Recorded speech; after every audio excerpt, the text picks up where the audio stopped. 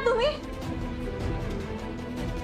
हे बघ तू घाबरू हात नको लावू मला. कोण आहात तुम्ही?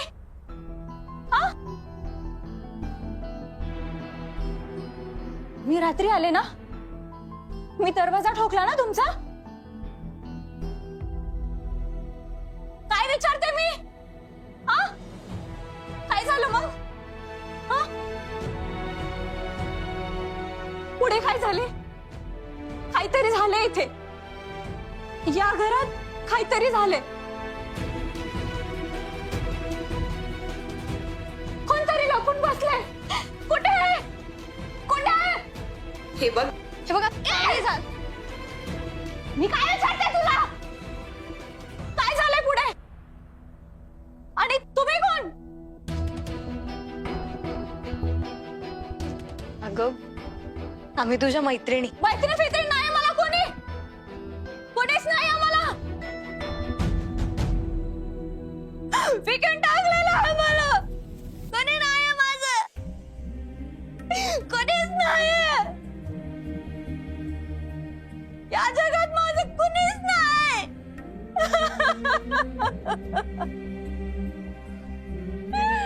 माझ्या या जगात कोणीच नाही. विकलेलं आहे मला. मी एकटी आहे.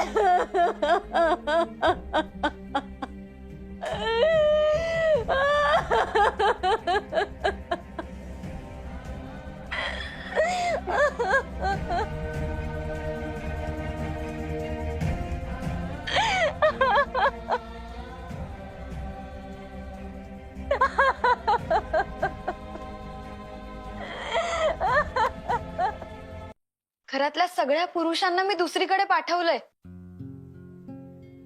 कुणीही तुझ्या समोर येणार नाही. माझ्यामुळे तुमच्या घरच्या माणसं.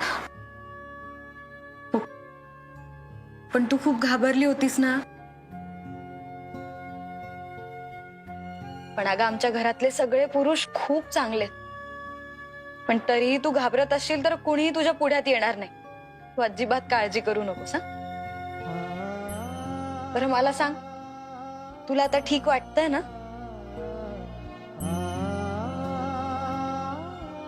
बर, मग आता तू आंघोळ कर आणि काहीतरी खाऊन घेतेस का?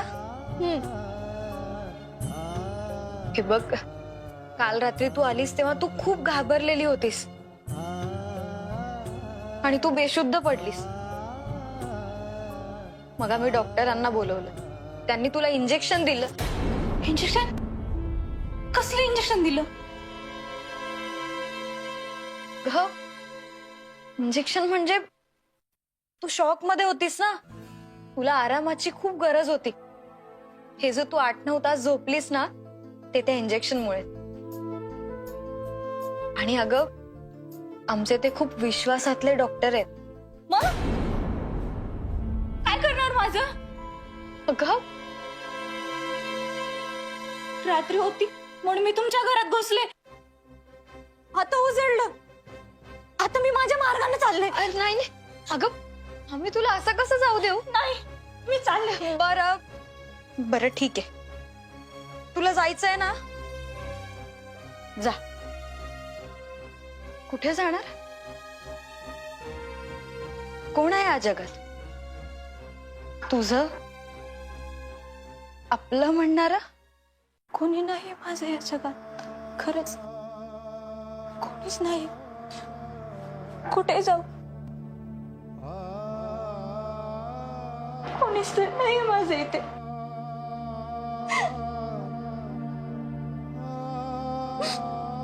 मी आहे ना, आणि माझ्या घरातले सगळे तुझ्या पाठीशी आहेत. मी अनन्या आणि ही माझी लहान बहीण अन्वी. तुझं नाव काय आहे?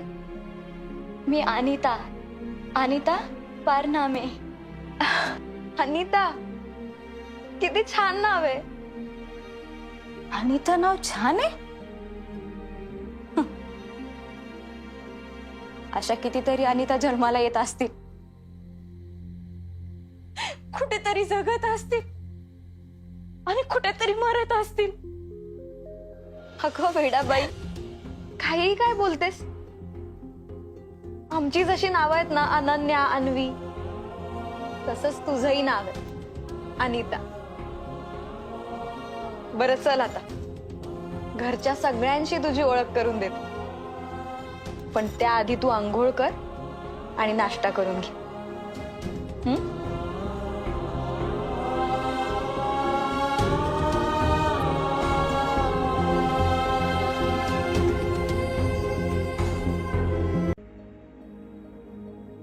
मी पाणी देते हा.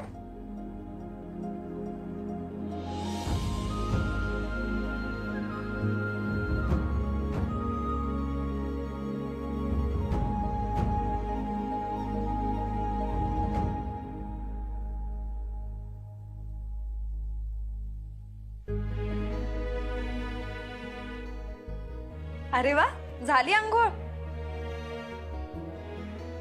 आता फ्रेश वाटतंय ना तुला? चला मग आता आपण नाश्ता करून घे.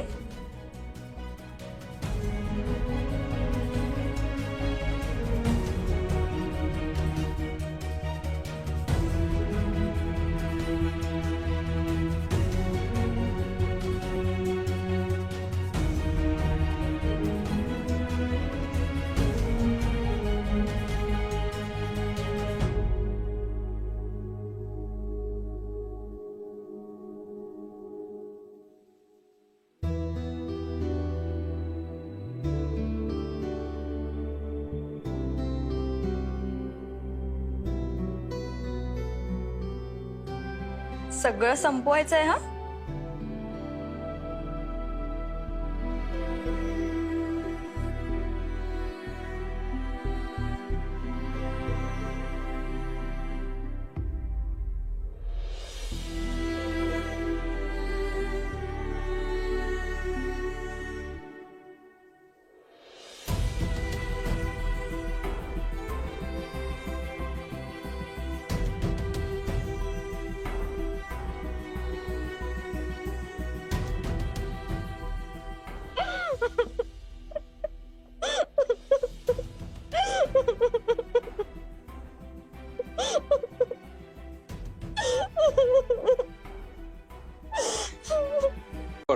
चल.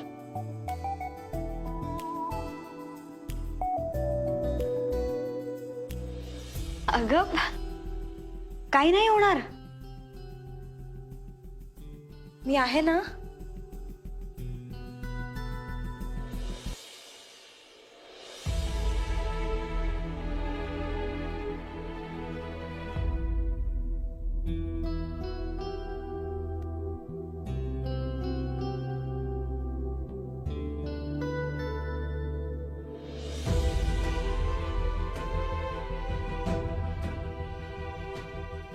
हे बघ, ही आमच्या घरातली सगळी मंडळी. हे माझे आजोबा, हे सैन्यात होते.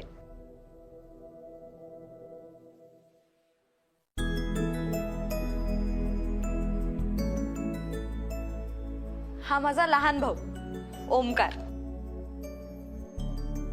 हा माझा मामा. ही आजी आणि ही आत्तू, ही सोशल वर्कर आहे.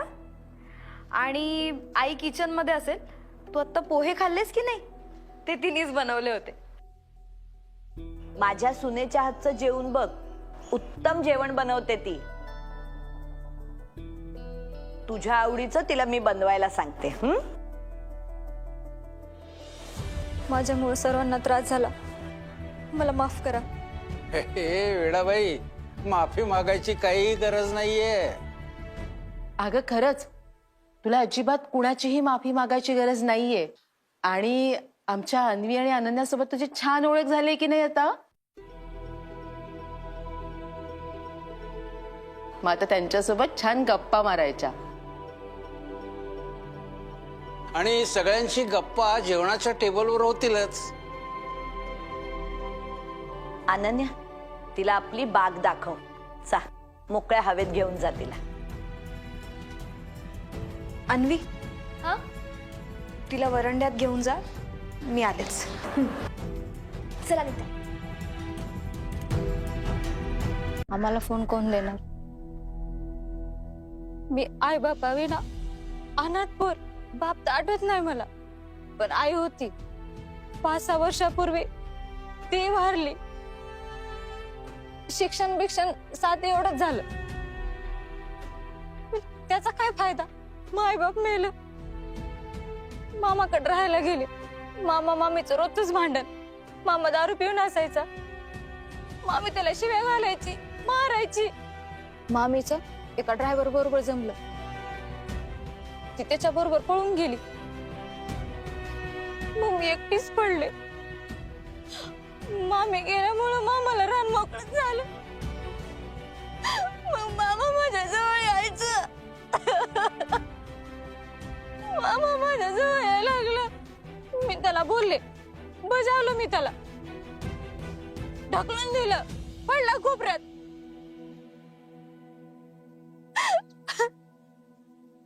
एकदा मी त्याच्यावर हात पण उचलला. मग तो समजून गेला. मामा मला बोलला, मी तुला नाही सांभाळू शकत, तू तुझं बघ. तिथं माझंच मला होत नाही, तुला कुठं सांभाळू? कामधंदा कर आणि पोट जाळ. मी माझं बघेल, जगेल नाही तर मरेल. मामा बोलला, एका कारखान्यात पोऱ्यान बाया लागत आहेत असा रशीद सांगत होता. त्या रशीदच्या ओळखीचा साहेब आहे तिथं.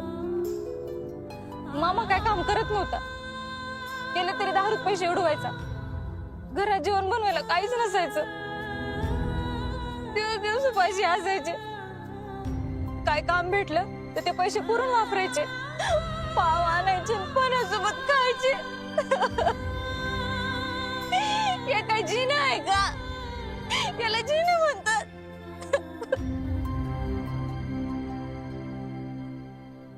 यापेक्षा काय काम केलं तर पैसे तरी मिळतील. कसा बी असलं तर मामा आहे. त्याला 2 पैसे पाठवेल असं वाटलं मला.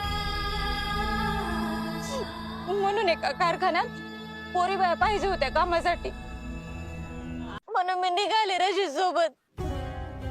रशीदचा रिक्षा होता, गेले त्याच्या सोबत.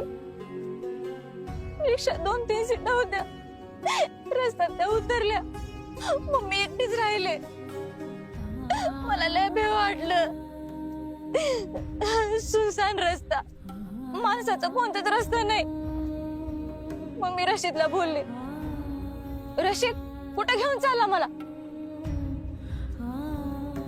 रशीद काय बोललाय? मग मला समजलं की काम बिमाचं काही नाही. या रशीदचं काय खरं नाही. रिक्षातून पळा तर रशीदनं रिक्षा फास्ट चालवली होती. मी बसून राहिले. वाटलं रिक्षातून पळा तर तगडं मोडल. तगडं मोडलं तर मी त्याच्याच हाती लागल. म्हणून मी गप्प बसून राहिले. मग रशीदने एका ठिकाणी रिक्षा थांबवली आणि मला खेचत घेऊन गेला. तो एका खोलीमध्ये. तू मला म्हणला, तुझ्या मामानं आम्हाला ऐकलं आहे.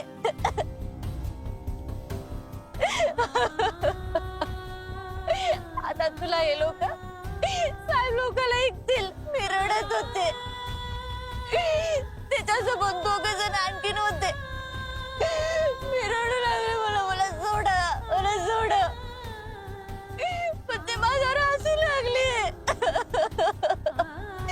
त्यांनी मला पकडलं.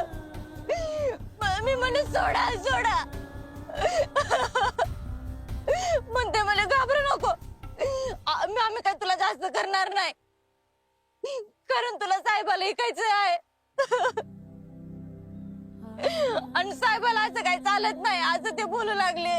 ते म्हणले साहेबासोबत नीट वागायचं, ऐकायचं त्यांचं, जास्त नखरा करायचं नाही आणि आमचं नाव खराब नाही करायचं.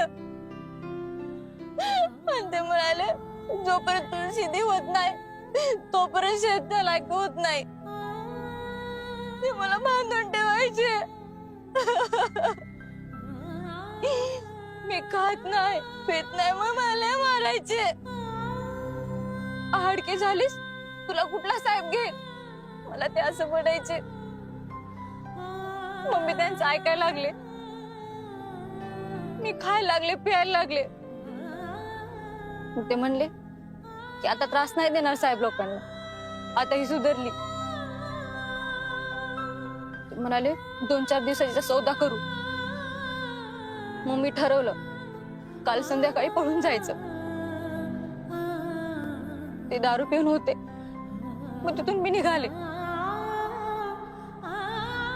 दारू पिऊन ते झोपले होते, मग मी तिथून पळाले. त्यांना सुगावा लागला, ते माझ्या मागे लागले. पण रस्त्यात अंधार आणि जीव खाऊन पळणारी मी एकटी. मी एकाच्या हाती लागली, त्याचा हात पोहोचला, माझ्या मानेकडे त्याने धरलं, तरी मी पळाले. मी झटकले, त्याच्या मुठीतून झटकले आणि पळाले. काळोखात ते गोंधळले. मी गलीत शिरले.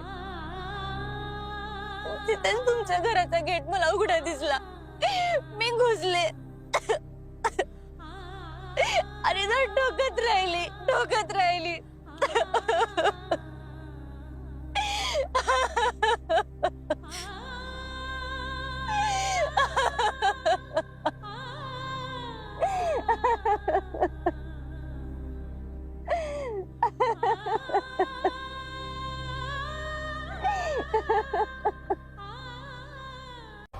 मला माफ करा, मी तुझ्या पाया पडते. सोड दिला. ताई तू यांना जास्त बोलू नको, तुला मारते.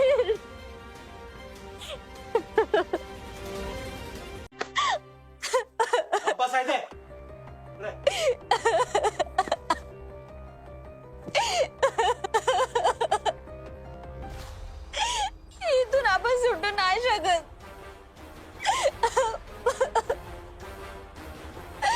माझ्यामुळे तुला शिक्षा. आता जर आपल्या या अंधारा खोलीत टाकले. उलट बरं झालं आपल्याला इथे टाकलं. बरं झालं. ताई तुला नाही माहिती लोक कशी आहेत, काय करतील. माझीच जिंदगी बरबाद झाली, आता माझ्यामुळे तू पण अडकली.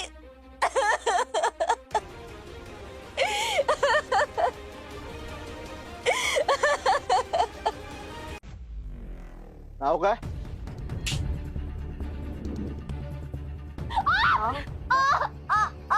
अनन्या. अनन्या. अनन्या नाव आहे. आमची अनन्या बनले की शेतकी दुल्हनिया. टा टा टा टा टा. तू काय बोलू नकोस. तू काय बोलू नको, ताई तू हे करू नको, ताई तिकडे जाऊ नको, ताई तू इकडे जाऊ नको, ताई तू गप्प बस. आता तू बोल ना. तू काय सल्लागार समिती आहे काय? सल्ला येते. तू काय बोलू नको, इकडे जाऊ नको. हा काली यांना इतक्या लवकर बाहेर का काढलेस? क्योंकि दुल्हन का विदाई का वक्त हो गया है. इतनी जल्दी? आपल्याला बेसावध राहून चालणार नाही. ही पोरगी जेव्हापासून ताब्यात आहे ना तेव्हापासून बिनधास्त आहे. तेव्हाच वाटलं काहीतरी गडबड आहे. अर्को हा आपण निघायला पाहिजे. करेक्ट. गाडी काढ, चालू घ्या. चला. शहाणपणा करायचा नाही. काचकार दादा या ना.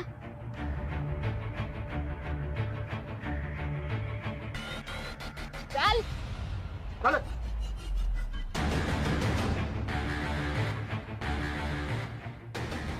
मॅडम, हे सगळं कारस्थानीच्या मामाच आहे. त्यांनीच हिला विकलं होतं. हो, तिच्या मामाला आम्ही अटक केली. त्या रशीद रिक्षावाल्यालाही ताब्यात घेतलं. त्यानेच इथला पत्ता दिला.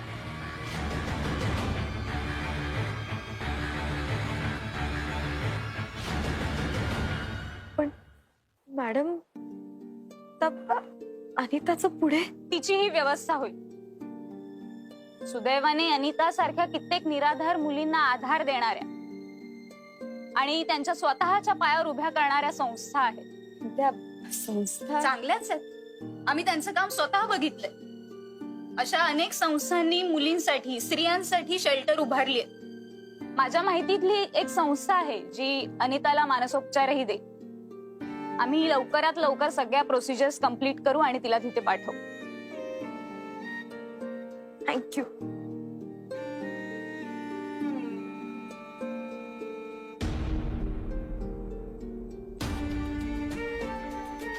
अनिता, आता तू त्या संस्थेत जाऊन तुझं पुढचं शिक्षण पूर्ण कर. स्वतःच्या पायावर उभी राहा. हे बघ, आता घाबरण्याचं काहीही कारण नाहीये. सगळं नीट झालं. तर तू तुझ्याकडे लक्ष दे, तुझ्या मनासारखं जग आणि स्वतःची काळजी घे.